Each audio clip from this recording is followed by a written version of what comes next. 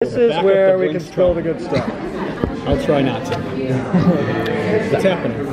I have a question. I don't know if you can answer it or not. Okay. But are the people on this moon, I think that it is, did you see the show? Yes, I did watch it. It's great. Because we know the Allegis 3 kind of went that direction and then they lost. So are we to assume that these are descendants of the people from the Allegis 3?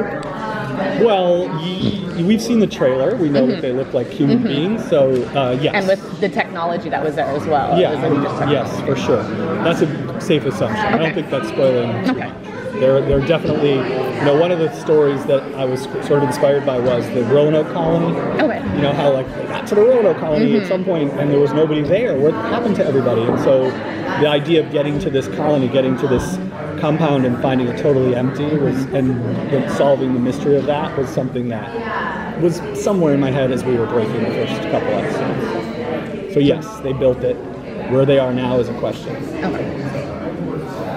So it's very Lost Colony-ish, kind of what you're looking at? Well, just in what the episode we showed today, when they arrive, there's nobody home. I see what you're saying, okay. And they're wondering where everybody is, and there's a couple lines of dialogue to the effect of, it's too well maintained to be abandoned, so there are clues as to the fact that it's not an abandoned colony. But that Lost Colony story, the mystery is answered fairly quickly. Not in the first couple, but I don't want to get too deep into it, but yes, we'll understand everything. JR, who is just sitting in the seat that I am sitting in, arrives fairly early on in the season, and we start to put it together. Yeah. So going back to Monty's wish for them to do better, is that too big of an ask for them? It's, when you're... It's always been part of the show, this idea of how far will you go to survive? How far will you go to, save your people, basically? At what point does the good guy become the bad guy because he's done so much in the name of, saving your people? And I think that's a thing we deal with in the real world all the time. What's right and wrong in terms of national defense, for instance. And so... to me, there's always this sort of gray area. We're not trying to say that the good guys are the bad guys. They're just trying to survive. Would it be great if we could transcend that sort of human instinct to kill each other over land or whatever the case may be? Yes, it would be. I do think it's human nature, unfortunately, to fight. Unfortunately, we see that in our world. Our characters will try to do better, and they're going to run into, at some point it's hard. How long do you stop fighting when somebody's coming at you? That's not necessarily a spoiler, but Clark is going to try really hard to honor that. She wants to do that. She needs to prove to certain elements that they have changed and that they're willing to. So it's a good question, and it's something that they'll wrestle with all season, really.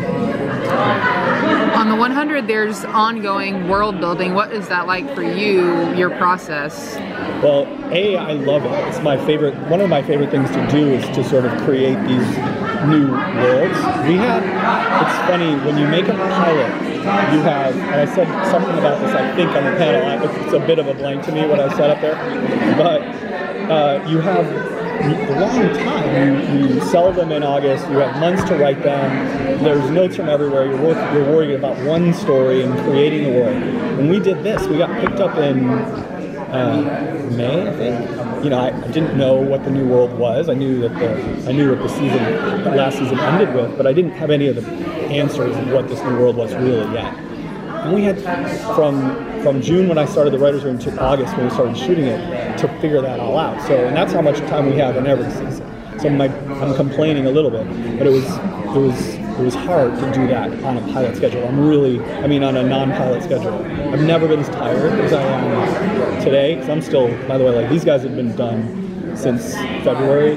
My writers have been done since December. I'm still working on it. I turn over the finale tomorrow. So I need a break. So what happens in the finale? Stuff.